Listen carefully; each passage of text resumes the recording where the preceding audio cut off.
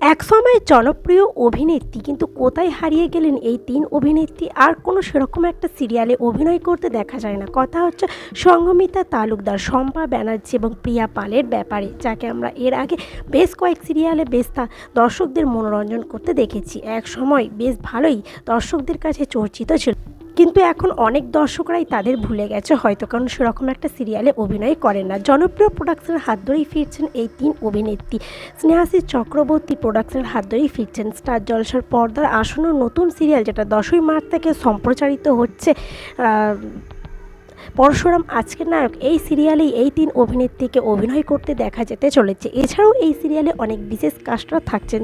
আর প্রধান চরিত্রে তো আমরা দেখছি অভিনেতা ইন্দ্রজিৎ বোস এবং অভিনেত্রী তৃণা সাহাকে। বলতে পারো সব মিলিয়ে সিরিয়ালের গল্প হতে চলেছে বেশ জাঁকজমক।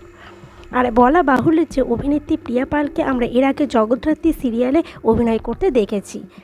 তো বন্ধুরা, এই তিন অভিনেত্রীকে আমরা নতুনভাবে আবারও নতুন সিরিয়ালে পেয়েছি, মানে অনেক দিন পর তাদের কামব্যাকের খবর শুনে আমরা হয়তো অনেকেই খুব আনন্দিত হয়েছি। কি তোমরা বন্ধুরা কারা কারা আনন্দিত হয়েছে কমেন্ট করো, আর এদের চরিত্রটি কেমন লাগে এটাই এখন দেখার বিষয়।